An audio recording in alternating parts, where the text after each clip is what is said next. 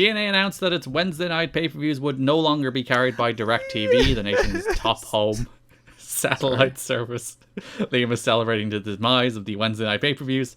Neither TNA nor DirecTV are commenting about the negotiations to get the pay-per-views back on the home satellite systems menu. Last week's TNA pay-per-view was the first pay-per-view not available. That was the first one in July. TNA released a statement that TNA's pay-per-views would not be available on DirecTV this month and possibly longer. PW Torch broke the news last week that In Demand is in charge of the distribution of TNA's pay-per-views and negotiated a 2-year contract with DirecTV, which expired on June 30th. Yes! So there's some like pay-per-view company versus pay-per-view company politics where In Demand has distribution rights but DirecTV want them, so they don't want to deal directly with a competitor, which is In Demand, rather than taking it from TNA. So there's some politics at play here. But yeah, they're not being carried by DirecTV as of the June 30th, as of the first show of July, basically. The biggest point of contention between DirecTV and TNA is that DirecTV management does not like going through In Demand, which distributes TNA. Their opinion is that you come direct or you don't come at all, explains one source. That's their name. Got him. There are also rumors that TNA failed to reach the number of buys guaranteed in their last DirecTV contract, which, given the rumblings are that the pay-per-views draw from these 6,000 to 7,000 a week, that's probably true. Mm-hmm. They lost those Australian papes. Oh yeah, the weird airing 6 months behind, which actually happens again this month. We'll talk about that in a second. This time it's in Canada rather than Australia. Wow. If only they had Canadian stars to push.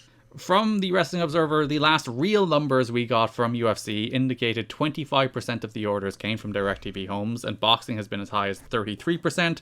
TNA pay-per-view numbers are believed to be in the 6,000 to 7,000 per week range, so it would be losing about 12 to 1,800 homes per week, or about 4,800 to 7,200 per week in terms of revenue. This comes at the same time the budget for promotion has increased tremendously due to producing and paying for weekly television tapings on top of the weekly pay-per-views. That's not a lot of money. No, and when you think about the amount it costs to produce a live pay-per-view on a Wednesday, fly that entire production down to Orlando on a Thursday and produce a 1-hour television program to turn around for the Friday, you can see how this company, perhaps, not in a very good financial position right now. I think it's going to work out. Garrett, that is my prediction.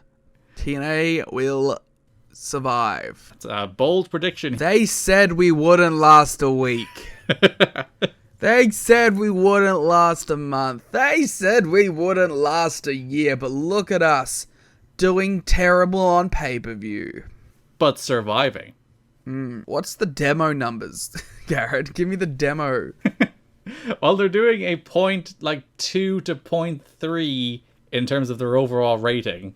So I'd imagine their demo numbers is probably, I don't know what it's probably about a third based on 2022 numbers. I don't know what the percentage of young people watching television was in 2004. So their demo numbers are tiny. TNA got major good news this week as negotiations with Dish Network were finally completed, making it the last pay-per-view provider to come on board and carry the show. That is, unfortunately, as they lost a different one. The Dish Network is believed to cover about 8 million homes, and if the new homes do as well as the existing homes, the deal should, and for some reason it doesn't usually work out as good as it should in paper, add about 12% to the buys. So I like the way Dave kind of throws, or I like the way PW Torch kind of throws sass. It's like, it should add this amount, but for some reason it doesn't. Maybe because no one wants to buy these shows. I like that you saw sass and assumed it was Dave. Yeah, it's natural, isn't it? Especially in parentheses. That's what Dave usually does. That is a staple. I like that I only recognize the names of these pay-per-view providers from TW. Which did you usually try and get on, Liam? I feel like it's In Demand. So you're in line with TNA. You're fine.